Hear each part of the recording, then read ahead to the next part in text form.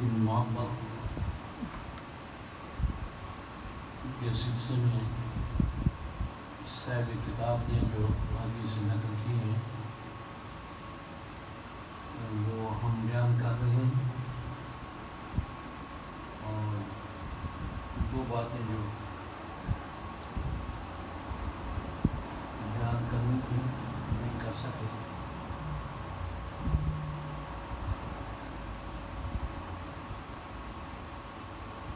ایک بات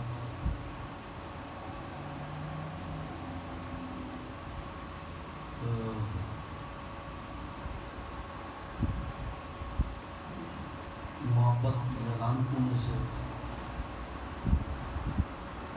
ایک علامت یہ ہے کہ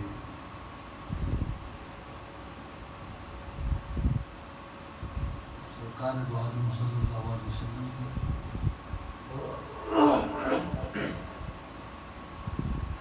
وصال کے بعد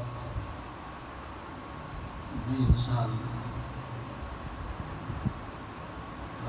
سرکار دو عالم صلی اللہ علیہ وسلم سے محبت کرے اس کا بھی اجر ملتا ہے۔ اس سلسلے میں رسالہ قشیریہ جو سب سے پہلا تصوف میں لکھا گیا، حضرت ابوالقاسم قشیری لکھتے ہیں کہ عمر بن قیس حاکم خراسان کا ایک بادشاہ تھا، اور فوت ہو گیا۔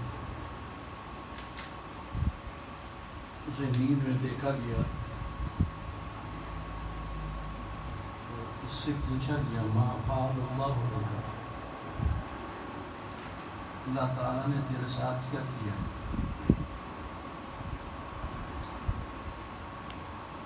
اس بادشاہ نے کہا غفر لی،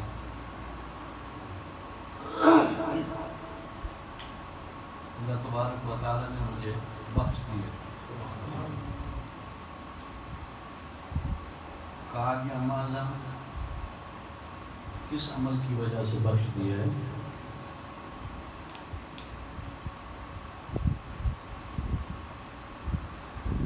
اس نے کہا کہ جب میں حاکم تھا میں ایک پہاڑ کی چوٹی پر چڑھا اور نیچے میں نے اپنی فوجوں کو دیکھا، فَأَعْجَبَتْنِي کثرتُہُم، مجھے اپنی فوجوں کی کثرت نے بڑا خوش کیا، میں خوش ہو گیا کہ ان فوجیں تعداد کے لحاظ سے کتنی کثیر ہیں۔ اسی وقت میں نے تمنا کیا کہ کاش میں سرکار دو عالم صلی اللہ علیہ وسلم کے دور میں ہوتا اور یہ میری فوجیں آپ کے صحابہ کے ساتھ مل کے جہاد کرتی اور مدد کرتی۔ میں نے تمنا کی کیونکہ زمانہ کافی گزر چکا تھا، صرف اتنی میں نے تمنا کی تو اللہ تبارک و تعالیٰ نے میری تمنا کو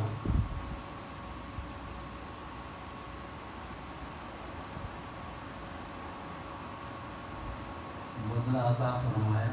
فشکر اللہ لی، اللہ تبارک و تعالیٰ نے اس کا بدلہ دیا اور میرے گناہوں کو معاف کر دیا۔ یہ میں اس لیے سنا رہا ہوں آپ کو، عمر بن قیس بادشاہ تھا، اس نے اتنی تمنا کی کہ کاش کہ میں سرکار کے زمانے میں ہوتا اور یہ میری فوجیں جو کثرت سے ہیں آپ کی فوجوں کے ساتھ مل کے دشمن کے ساتھ لڑتی ہیں اور جہاد کرتی ہیں۔ اس نے بھی عمل نہیں کیا تھا، صرف تمنا کی تھی، آرزو کی تھی، لیکن اللہ تبارک و تعالیٰ نے اس آرزو پر بھی اتنا اجر عطا فرمایا کہ اس بادشاہ کے گناہوں کو معاف کر دیا۔ اس سے درس یہ ملتا ہے کہ ہمیں بھی چاہیے کہ ہم بھی تمنا کریں کہ کاش اگر حضور اکرم صلی اللہ علیہ وسلم کے زمانے میں ہم ہوتے تو بدر و احد و حنین میں حضور کریم صلی اللہ علیہ وسلم کی فوجوں کے ساتھ مل کے دشمنوں کا مقابلہ کرتے اور ہم بھی جہاد کرتے۔ سچی تو تمنا ہو تو سکتا ہے اللہ تبارک و تعالیٰ ہماری یہ خواہش پوری فرما دے، اور خواہش پوری فرمانے کی اس پر اجر عطا فرما دے اور ہمارے گناہ بھی معاف ہو جائیں۔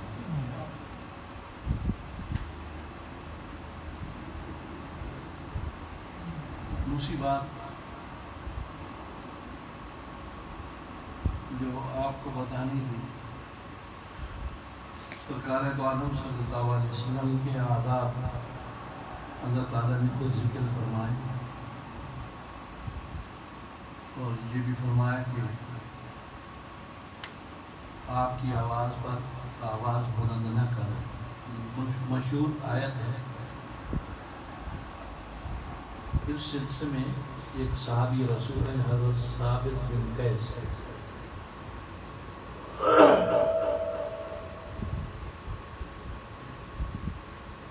وہ بلند آواز تھے، ان کی آواز تبان بلند تھی۔ تو جب یہ آیت نازل ہوئی، اچھا بلند آواز کیوں تھی؟ یہ ڈیزائن اس لیے تھی کہ تھوڑے بہرے تھے، اور بہرا آدمی بات جب کرتا ہے تو بلند آواز سے کرتا ہے۔ جب یہ آیت نازل ہوئی، اس نے جا کر اپنے گھر میں اپنے آپ کو بند کر دیا، اور مسجد کی حاضری سے بعد آ گیا۔ مسجد میں حاضر نہیں ہوتا تھا، نماز میں حاضر نہیں ہوتا تھا، اس خوف سے کہ میں بلند آواز ہوں، میری آواز اگر حضور اکرم صلی اللہ علیہ وسلم کی آواز سے بلند ہو گئی تو میرے اعمال ضائع ہو جائیں گے۔ سرکار دو عالم صلی اللہ علیہ وسلم نے صحابہ کرام سے پوچھا کہ ثابت بن قیس آج کل نماز میں نظر نہیں آتا، کیا ہوا؟ صحابہ کرام نے جا کر پوچھا تو پتہ چلا کہ وہ خشیت سے اور اس خوف سے کہ میرے اعمال ہلاک ہو جائیں، اس نے اپنے آپ کو گھر کے اندر بند کر رکھا ہے اور مسجد کی حاضری چھوڑ دی ہے۔ سرکار دو عالم صلی اللہ علیہ وسلم نے آدمی بھیجا اور فرمایا اس کو بلاؤ۔ اس کو بلایا گیا اور اس نے وہی وجہ بیان کی کہ میں بیان کر چکا ہوں۔ نبی کریم صلی اللہ علیہ وسلم نے ارشاد فرمایا، یا ثابت ہو اما ترضى ان تعيش حميدا وتكبر شهيدا وتدخل الجنة۔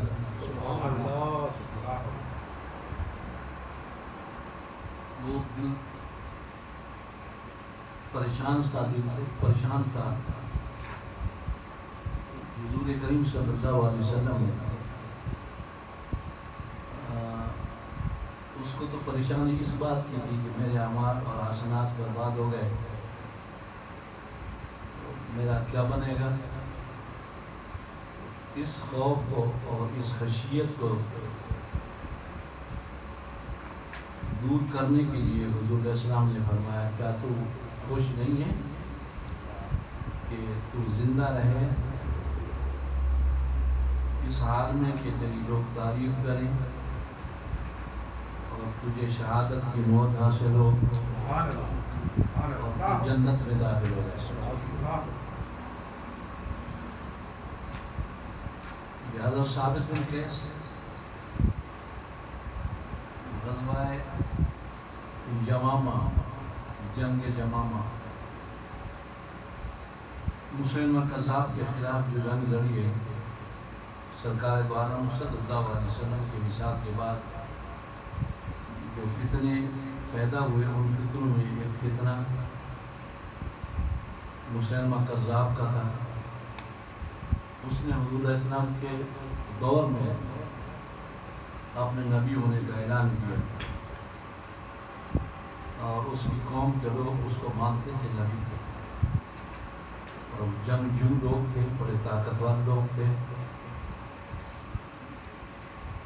40,000 کے قریب لوگ تھے، بعض کہتے ہیں 80,000 کے قریب لوگ تھے۔ حضرت ابو بکر صدیق نے صحابہ کرام کے مشورے کے ساتھ آپ نے صحابہ کرام کو ان لوگوں کے ساتھ کتاب کے لیے روانہ فرمایا۔ ان میں حضرت ثابت بن قیس نے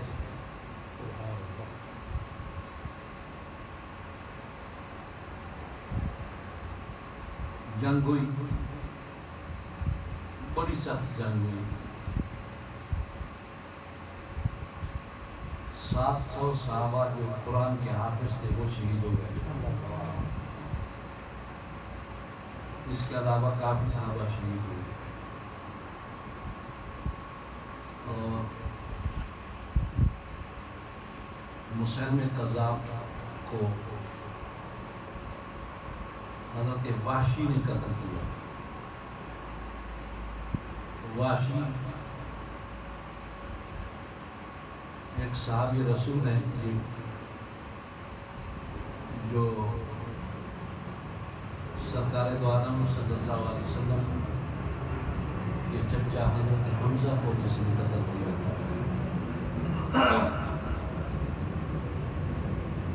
ابو سفیان کی بیوی نے اس وحشی کو کہا تھا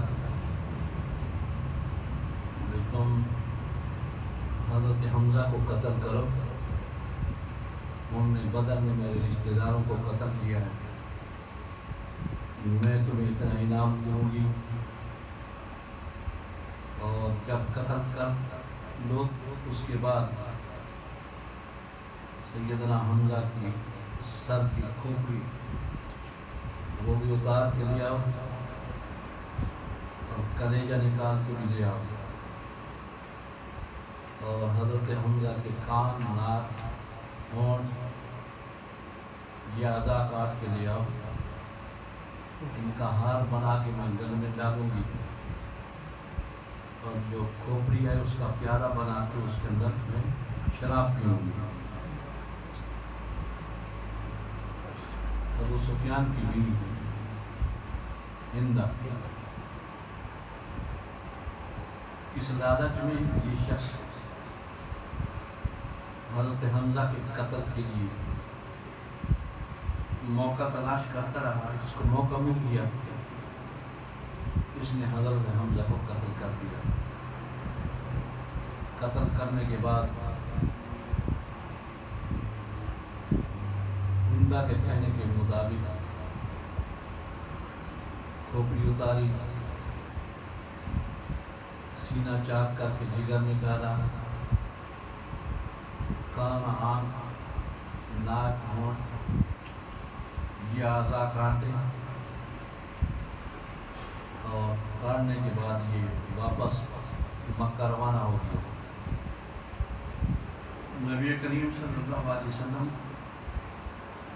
نے جب حضرت حمزہ کی یہ حالت دیکھی آپ دیدہ ہو گئے، اور اتنا پریشان ہوئے کہ کبھی کسی پر اتنا پریشان نہیں ہوئے. سیدنا حمزہ کی ہمشیرہ جنگ میں آئی، اس نے کہا میں اپنے بھائی کو دیکھنا چاہتی ہوں. نبی کریم صلی اللہ علیہ وسلم نے ارشاد فرمایا کہ اس کو دیکھنے کی اجازت نہیں ہے، اس کو واپس کر دو. کیوں؟ اس لیے کہ اگر اپنے بھائی کو اس حالت میں دیکھے گی جس حالت میں وہ ہیں تو صبر نہیں کر سکے گی. یہ واشی شخص تھا، چلا گیا، مکہ میں تھا. جب اللہ تعالیٰ کرم فرماتا ہے تو دل میں خود بخود حق اتر آتا ہے. مکہ میں رہتے ہوئے اس کے دل میں یہ خیال آیا کہ میں مدینہ جا کر کلمہ پڑھ لوں تو کتنا بہتر ہے. یہ مدینہ منورہ آ گیا. جب صحابہ کرام نے اس کو دیکھا تو وہ تو جذبے میں آ گئے. انہوں نے کہا شکار ہاتھ میں آ گیا، اس کو قتل کریں گے. سرکار دو عالم صلی اللہ علیہ وسلم نے فرمایا کچھ نہ کوئی، اس کو پوچھو کیوں آیا ہے. اس نے کہا الامان یا رسول اللہ. سب سے پہلے اس نے امان کا تقاضا کیا، مجھے امان دیں حتیٰ اسمع القرآن، حتیٰ کہ میں قرآن مجید سنوں. سرکار دو عالم صلی اللہ علیہ وسلم کو ان کی تو ساری زندگی اسلام کے لیے تھی، انتقام کے لیے نہیں تھی. جب اس نے کہا کہ یا رسول اللہ میں قرآن سننے آیا ہوں، سرکار دو عالم صلی اللہ علیہ وسلم نے امان دے دی. سبحان اللہ سبحان. آپ نے فرمایا ٹھیک ہے تم رہو. اب وہ رہنے لگا تو قرآن مجید نازل ہو رہا تھا، اتر رہا تھا.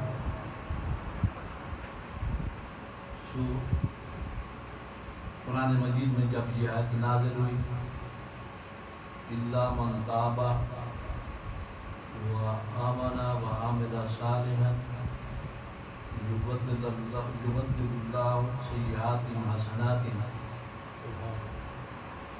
پیچھے ذکر ہے کہ وہ لوگ جنہوں نے شرک نہیں کیا، شرک کیا اور جنہوں نے زنا کیا وہ اگر توبہ کر لیں یا قتل کیا، تین چیزیں، قتل کا ذکر ہے، شرک کا ذکر ہے، زنا کا ذکر ہے، تین چیزوں کا. وہ اگر توبہ کر لیں الا من تاب وآمن اور ایمان لے آئیں، وعمل صالحا اس کے بعد نیک عمل کریں. اللہ تعالیٰ نے ارشاد فرمایا کہ اللہ تعالیٰ ان کی برائیوں کو حسنات میں تبدیل کر دے گا، سبحان اللہ سبحان اللہ سبحان. ان کے گناہوں کو نیکیوں میں بدل دے گا. جب یہ آیت نازل ہوئی حضرت واشی کو حضور اکرم صلی اللہ علیہ وسلم نے بلایا، یہ آیت سنا، فرمایا کہ اس میں ہے توبہ، ایمان، عمل صالح. واشی نام بھی ایسا ہے. اس نے کہا یا رسول اللہ اس آیت کریمہ میں توبہ ایمان کا ذکر ہے، یہ تو میں کر دیتا ہوں، لیکن آگے وہ عمل صالح نیک عمل کریں یہ تو میں نہیں کر سکتا، اس لیے میں ابھی ایمان نہیں لاتا. ایمان لانے سے انکار کر دیا، لیکن کہا یا رسول عالمان حتی اسمع القرآن، پھر بھی مجھے امان دیں، کچھ نہ کہیں، میں قرآن سننا چاہتا ہوں. کئی دن کے بعد یہ آیت نازل ہوئی ان اللہ لا یغفر ان یشرک بہ ویغفر ما دون ذلک لمن یشاء. بے شک اللہ تبارک و تعالیٰ شرک معاف نہیں فرمائے گا، کفر معاف نہیں کرے گا. ویغفر ما دون ذلک، اور اس کے علاوہ جتنے گناہ ہیں ان کو معاف کر دے گا. لمن یشاء، جس کے لیے چاہے گا، جس کے لیے چاہے گا. حضور کریم صلی اللہ علیہ وسلم نے باشی کو بلایا اور یہ آیت سنائی. عربی تھا، جانتا تھا. اس نے کہا یا رسول اللہ، اس آیت میں وہ باتیں تو نہیں ہیں جو پہلی آیت میں تھیں، لیکن اس کے آخر میں ہے کہ اللہ معاف کرے گا اس شخص کو جس کو چاہے گا. لمن یشاء. اب مجھے کیا پتا کہ اللہ تعالیٰ میری مغفرت چاہتا ہے یا نہیں چاہتا ہے، لہذا میں ابھی مانگیدہ. لیکن علامات میں قرآن سننا چاہتا ہوں یا سن رہا ہوں، مجھے امان چاہیے، لیکن اس آیت کے پیش نظر میں ایمان نہیں لا سکتا. کئی دن گزرے تو ایک آیت نازل ہوئی، یا عبادی الذین اسرفوا علی انفسہم لا تقنطوا من رحمت اللہ ان اللہ یغفر الذنوب جميعا انہ هو الغفور الرحیم. اے میرے بندے جنہوں نے اپنے جانوں پر ظلم کیا، یعنی گناہ کیا، لا تقنطوا من رحمت اللہ، اللہ کی رحمت سے مایوس نہ ہو. لا تقنطوا، ان اللہ یغفر الذنوب جميعا، اللہ تعالیٰ سارے گناہ معاف کر دے گا. انہ هو الغفور الرحیم، اس لیے جو غفور الرحیم ہے. اس میں امر صالح کی شک بھی نہیں ہے، من یشاء بھی نہیں ہے، مطلق ہے کہ جن لوگوں نے اپنے جانوں پر ظلم کیا، قتل کیے، شرابیں بھی، زنا کیا، اللہ کی رحمت سے امید نہ ہو، اللہ تعالیٰ سب گناہ معاف کر دے گا. حضور کریم صلی اللہ علیہ وسلم نے باشی کو بلایا اور یہ آیت سنائی. جب یہ آیت سنائی تو اس نے کہا الآن یا رسول اللہ، اب مجھے کلمہ پڑھا دو، اس لیے کہ اس آیت کے اندر کوئی شرط نہیں ہے. مجھے کلمہ پڑھا دو. حضور اسلام نے کلمہ پڑھایا، مسلمان بنا دیا، صحابہ میں داخل کر دیا. صرف ایک بات بتائی کہ باشی ایک بات میری مانے، آپ میرے سامنے نہ بیٹھا کریں، اس لیے کہ جب آپ میرے سامنے بیٹھیں گے مجھے اپنا چچا یاد آ جائے گا، میں برداشت نہیں کر سکتا. اس وجہ سے تم دائیں بائیں پیچھے بیٹھا کرو اور رہو، تم صحابی ہو. تو حضرت باشی وہاں مدینے میں رہنے لگے. قاتل حضرت حمزہ کا مسئلہ کرنے والا کافر، حضور علیہ السلام نے اس سے کوئی انتقام نہیں لیا، اس کو معاف کر دیا. جب یمامہ کی جنگ ہوئی تو واشی کا قصہ یہ ہے کہ یہ اس نیت سے گیا یمامہ کی جنگ میں کہ میں مسیلمہ کذاب کو قتل کروں گا جس نے نبوت کا دعویٰ کیا ہوا ہے، وہ لیڈر ہے ان کا، اس کو قتل کروں گا. اس موقع کی تلاش میں رہا، پھر اللہ تعالیٰ نے اس کو موقع دے دیا اور اس نے اپنے نیزے سے اس کے سینے میں نیزہ مارا، اس کو گرا دیا، پھر اس کی گردن کاٹ دیا. مسیلمہ کذاب جب قتل ہوا تو شکست ہو گئی سب. جھوٹے نبیوں کے ماننے والوں کو مسلمہ کذاب کا قاتل حضرت واشی اپنی زندگی میں بقیہ زندگی میں کہا کرتے تھے کہ جب میں کافر تھا تو مسلمانوں کے عظیم آدمی کو قتل کیا تھا، اور جب میں مسلمان ہوا تو میں نے کافروں کے عظیم آدمی کو قتل کیا۔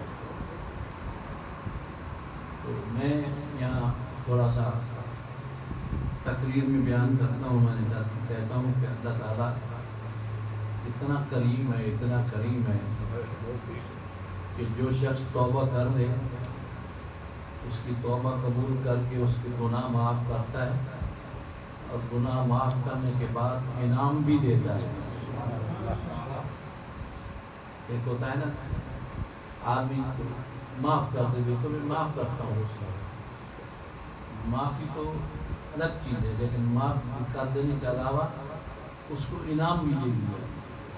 اس کو انعام یہ دیا کہ سب سے بڑا کافر مسلمہ قذاب جو مدعی نبوت تھا، جھوٹا نبی تھا، اس کے قتل کرنے کی توفیق بھی اللہ تعالیٰ نے واشی کو دی، اور یہ فخر بھی واشی کو حاصل ہوا۔ اسی جنگ میں حضرت ثابت بن قیس بھی تھے۔ حضرت ثابت بن قیس کو حضور نے فرمایا تعیش حمیدا وتقتل شہیدا وتدخل الجنۃ۔ ثابت بن قیس کہتے ہیں جب جنگ شروع تھی، سخت لڑائی شروع تھی، لوگ شہید ہو رہے تھے، مارے جا رہے تھے، میں اور میرا ایک اور ساتھی تھا، ہم دونوں نے کہا کہ ایسا کریں زمین میں گڑھا کھودیں اور کمر تک اس گڑھے کے اندر اپنے آپ کو دبا دیں، اور اسی جگہ کھڑے کھڑے کافروں کے جو وار ہوں ہمارے اوپر ہمیں مارنا چاہیں ان کا دفاع کریں، اور اسی طرح لڑتے رہیں۔ یہ حکمت عملی ہم نے اس لیے کی تاکہ ہم بھاگ نہ جائیں، ڈٹے رہیں۔ اگر ایسا نہ ہوا تو ہو سکتا ہے ہم بھاگ جائیں، اس طرح ہم بھاگ نہیں سکیں گے، زمین میں دبے ہوں گے، تو ڈٹ کے لڑیں گے۔ چنانچہ حضرت ثابت بن قیس اسی حالت میں شہید ہو گئے، شہید ہو گئے، اور شہادت کے بعد وہ جو لشکر تھا مسلمہ کذاب کے خلاف مسلمانوں کا، اس کا کمانڈر حضرت خالد بن ولید، سارے لشکر کی تعداد تقریباً 40,000 کے قریب جو صحابہ تھے، حضرت خالد بن ولید کمانڈر تھے۔ آپ نے خام میں ایک صحابی کو کہا، خام میں حضرت ثابت بن قیس نے کہا کہ میری زرہ بڑی قیمتی تھی، جب مجھے شہید کر دیا گیا تو ایک آدمی صحابی تھا یا غیر صحابی تھا تو مسلمان، اس نے وہ زرہ اٹھا لی ہے، مال غنیمت میں جمع نہیں کرائی، اور اس نے جا کر اپنے خیمے میں اونٹ کے پالان کے نیچے ایک برتن رکھ کر اس میں وہ زرہ رکھ دی ہے، اور اس کے اوپر اونٹ کا پالان رکھ دیا تاکہ اس کو دیکھ کوئی نہ سکے، اور جس وقت قافلہ واپس جائے گا تو وہ اس کو اٹھا لے گا، گویا کہ اس نے خیانت کی۔ اس کی علامت یہ ہے کہ اس کے خیمے کے آگے ایک گھوڑا بندھا ہوا ہے، وہ گھوڑا آگے بھی جاتا ہے، پیچھے بھی جاتا ہے، آگے بھی جاتا ہے، پیچھے بھی جاتا ہے۔ اس خیمے کے اندر وہ زرہ پڑی ہوئی ہے اور اس حالت پہ پڑی ہوئی ہے، خواب میں لکھا۔ اور دوسری بات حضرت ثابت بن قیس نے کہا کہ میں شہید ہو چکا ہوں اور میں نے کسی آدمی کے متعلق فرمایا اس کے میں نے کچھ قرض دینا تھا۔ حضرت ابو بکر صدیق کو مدینہ منورہ میں جا کر کہنا کہ وہ میرا قرض اتارنے کے لیے میرے وارثوں سے کہے کہ وہ قرض اتار دیں۔ سبحان اللہ۔ یہ دو باتیں انہوں نے خواب کے اندر ایک صحابی کو بتائیں۔ وہ صحابی اٹھا اور جا کر خالد بن ولید کو یہ بات بتائی۔ حضرت خالد بن ولید اس خیمے میں گئے، پالان اٹھایا، نیچے برتن تھا، اس کے اندر وہ زرہ پڑی تھی۔ حضرت خالد بن ولید نے وہ اٹھا لی اور جب واپس مدینے پہنچے حضرت ثابت بن قیس کا پیغام حضرت صدیق اکبر کو پہنچایا۔ حضرت صدیق اکبر نے حضرت ثابت بن قیس کی وصیت کے مطابق عمل کیا۔ سبحان اللہ۔ ہمارے فقہ میں لکھا ہے کہ مرنے کے بعد اگر کوئی خواب میں وصیت کرے تو اس پر عمل کرنا ضروری نہیں ہے۔ وصیت واجب اس وقت ہوتی ہے جب کہ انسان زندہ ہوگا۔ واحد وہ شخص ہیں حضرت ثابت بن قیس جن کی وصیت وفات کے بعد بھی نافذ کی گئی اور اس پر عمل کیا گیا۔ صدیق اکبر نے عمل کیا۔ سبحان اللہ۔ سبحان اللہ۔ تو یہ حضرت ثابت بن قیس رضی اللہ تعالیٰ عنہ نے وہ سعادت جو ملی، میرے خیال میں اس ادب کی وجہ سے ملی جو اس نے لا ترفعوا اصواتکم فوق صوت النبی کے تناظر میں اس نے جا کر اپنے آپ کو کمرے میں بند کر دیا، اور اس ڈر سے کہ اگر میں گیا تو میری تو آواز بلند ہے، بلندی آواز کی وجہ سے میرے اعمال برباد نہ ہو جائیں۔ جیسے قرآن میں آتا ہے تمہیں پتہ بھی نہیں ہوگا تمہارے اعمال برباد ہو جائیں گے۔ تو یہ جو ادب کیا نا حضور کریم صلی اللہ علیہ وسلم کا، اس کے بدلے اس پر کرم اللہ تعالیٰ نے یہ فرمایا کہ شہادت بھی عطا فرمائی، اور اس کو یہ کرامت بھی ہے کہ فوت ہونے کے بعد اس کی وصیت بھی جاری ہوئی، اور صحابہ کرام حضرت ثابت بن قیس کی عزت بھی کرتے ہیں۔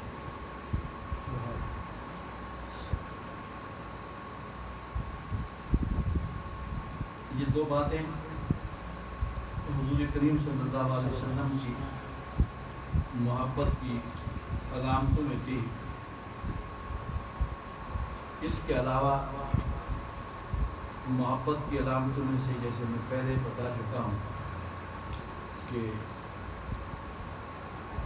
حضور کریم صلی اللہ علیہ وسلم کی آل کے ساتھ محبت،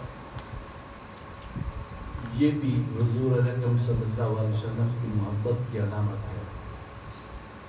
جو شخص خارجی ہے حضور اکرم صلی اللہ علیہ وسلم کی آل کے ساتھ محبت نہیں کرتا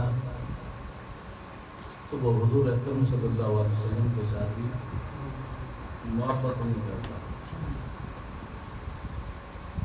اس سلسلے میں اہل بیت کی تعظیم و توقیر کے لیے قرآن پاک کی آیات بھی نازل ہیں اور احادیث بھی ہیں۔ انما یرید اللہ بکم عنکم الرجس اہل البیت ویطہرکم تطہیرا۔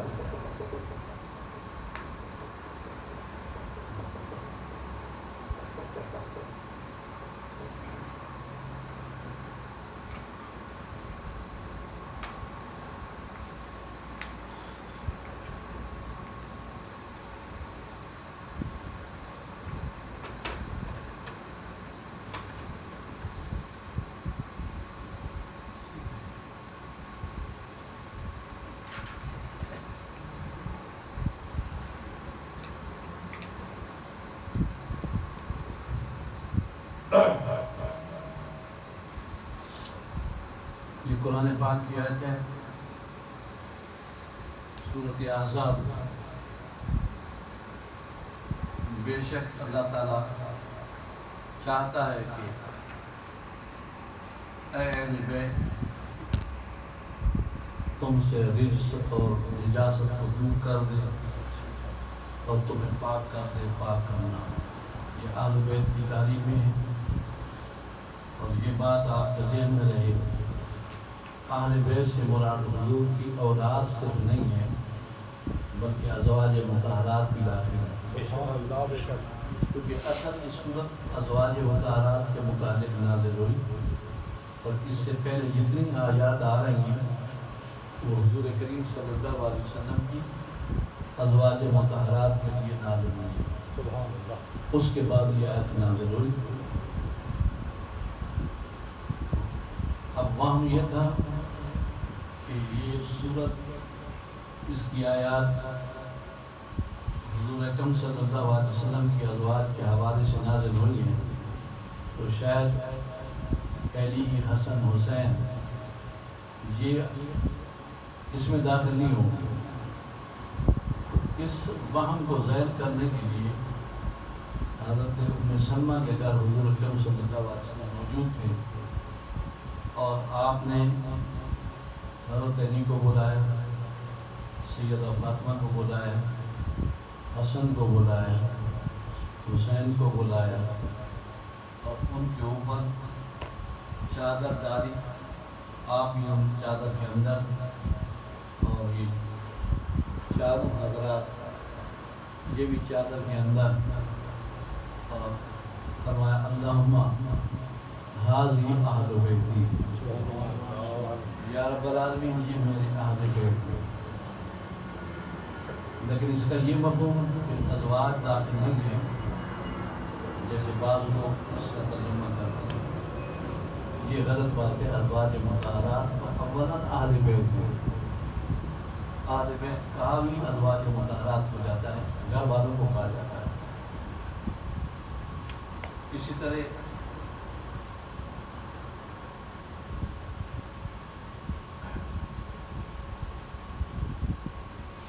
مبالغ کی آیت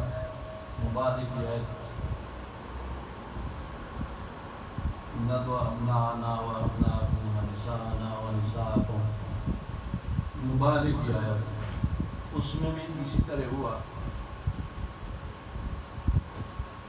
14 افراد عیسائیوں کے جو علماء تھے وہ مدینہ منورہ میں آئے، سرکار دو عالم صلی اللہ علیہ وسلم نے ان کو جگہ دی اور ان کے ساتھ مذاکرات شروع ہوئے۔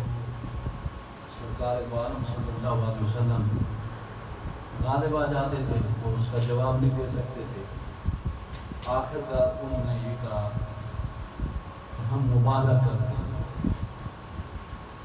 سرکار دو عالم صلی اللہ علیہ وسلم نے فرمایا ٹھیک ہے، مبالغے کے لیے میں بھی تیار ہوں۔ مبالغہ یہ ہوتا ہے کہ دونوں فریقوں میں سے ہر ایک فریق یہ کہتا ہے کہ یا رب العالمین اگر میں جھوٹ ہوں تو میرے اوپر اللہ کا عذاب اور لعنت ہو۔ یہ فریق کہتے ہیں، اور پھر اللہ تعالیٰ کی عادت ہے اگر اس قسم کا مبالغہ ہو اس میں جو جھوٹا ہوتا ہے اس پر اللہ کا عذاب آ جاتا ہے۔ اس مبالغے کی تیاری کے لیے مسجد اجابہ کے ساتھ خیمہ لگایا گیا، اور وہ 14 عیسائی وہ وہاں آئے، اور ادھر سے حضور کریم صلی اللہ علیہ وسلم اپنے گھر سے نکلے۔ آپ نے اپنے ساتھ حضرت علی کو بھی لیا، سیدہ فاطمہ الزہرا کو بھی لیا، امام حسن اور امام حسین کو۔ یہ قافلہ جب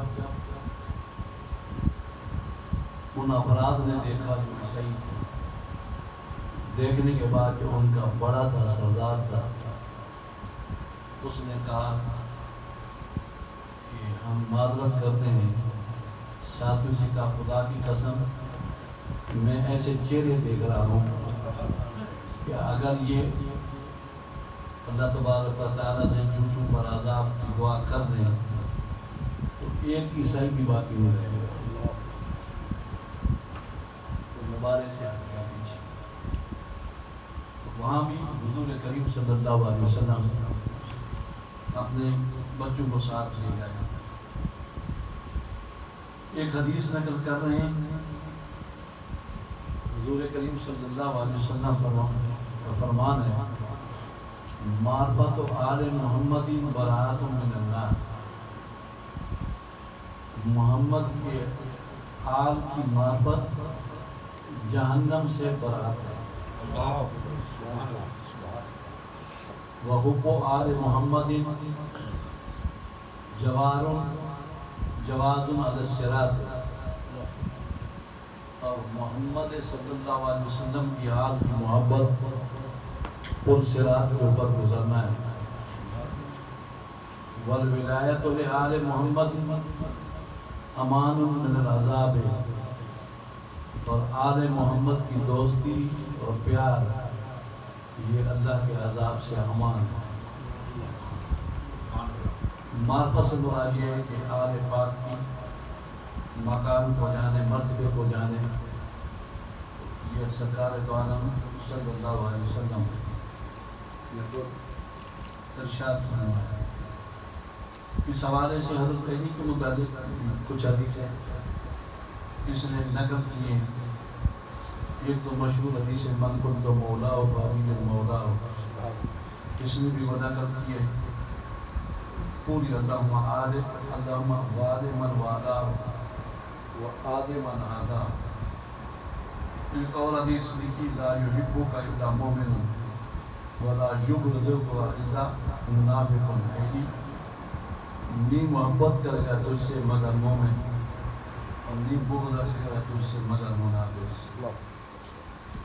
اسی طرح حضور کریم صلی اللہ علیہ وسلم نے حضرت علی کے متعلق اور احادیث بھی بہت سی ذکر فرمائی.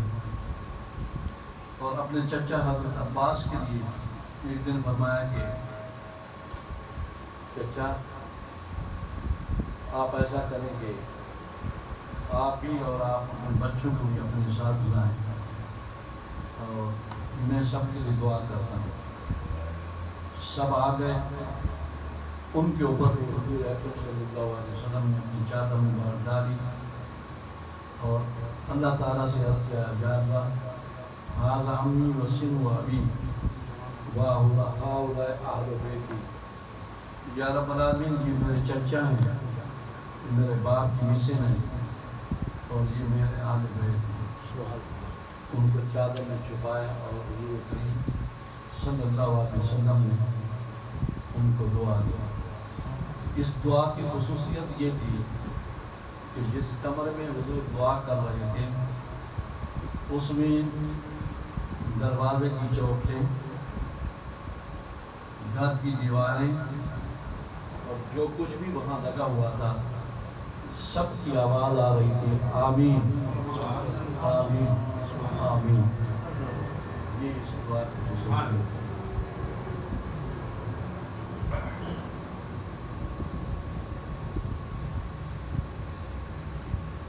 آل پاک کے حوالے سے بے شمار حدیثیں ہیں.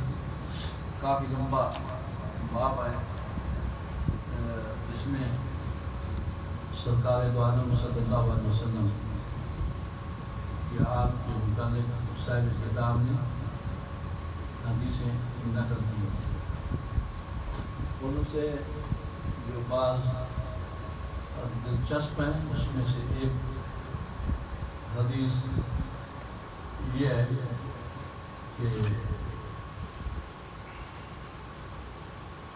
غنیمت کا مال جب آیا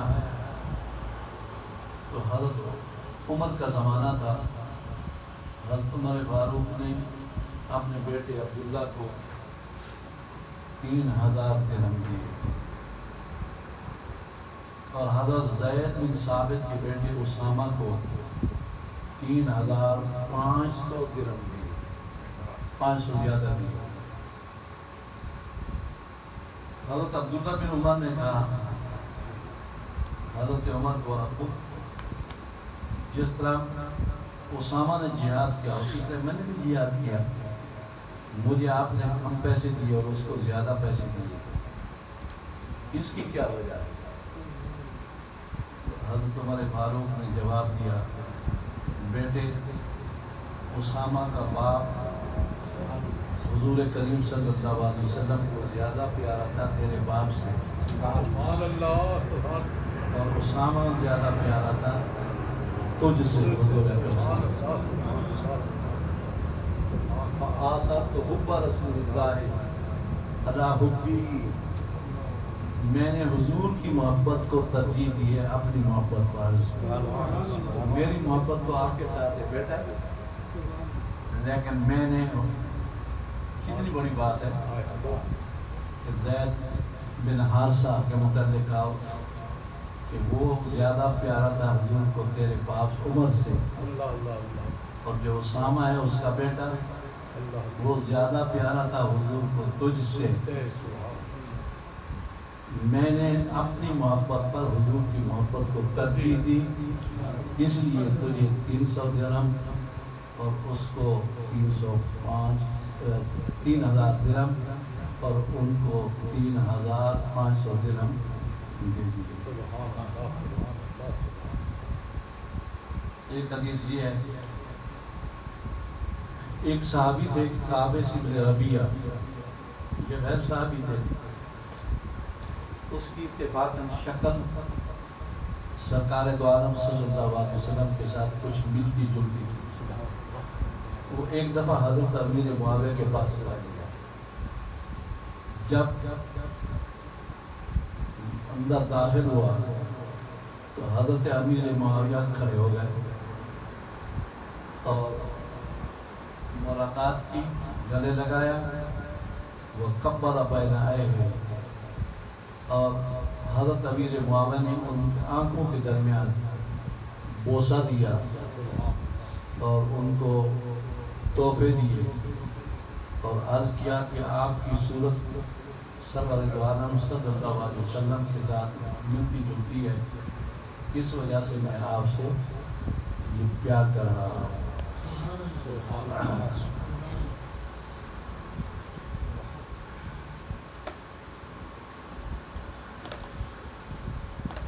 ایک اور حدیث لکھ رہی ہے ام ایمن،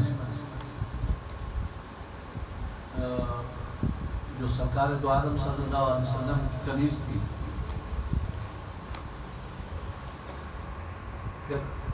سرکار دو عالم صلی اللہ علیہ وسلم نے ام ایمن کا نکاح کر دیا تھا حضرت زید بن حارثہ کے ساتھ، اور خصوصی حضرت اسامہ پیدا ہوئے۔ ام ایمن کو کبھی کبھی حضور کریم صلی اللہ علیہ وسلم ملنے جاتے تھے ان کے گھر کے اندر۔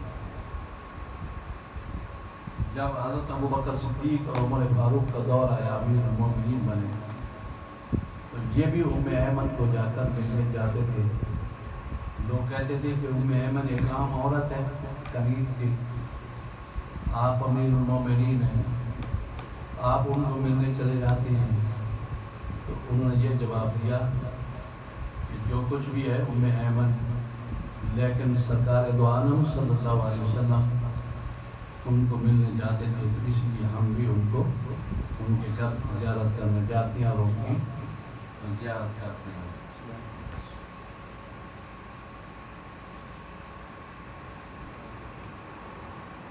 اب آل پاک کے حوالے سے تو یہ بات آ گئی، اب حضور کریم صلی اللہ علیہ وسلم کی محبت کی علامتوں سے ایک علامت یہ ہے کہ آپ کے صحابہ کے ساتھ محبت کی جائے۔ اب اگلا جو سبق ہے وہ صحابہ کرام کی محبت کے حوالے سے ہے،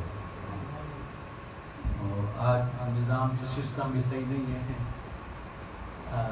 ریکارڈنگ کا سسٹم بھی صحیح نہیں ہے، اور جب سے میں آیا ہوں میں نے کہا کہ میری نظر بہت کمزور ہے، مجھے کتاب کے حروف نظر نہیں آتے، میں وہاں پڑھاتا بھی ہوں تو ٹیبل لیمپ ہوتا ہے اوپر جھکا ہوا یوں، تو بہت زیادہ روشنی ہوتی ہے، اس کو میں پھر آسانی سے پڑھا سکتا ہوں۔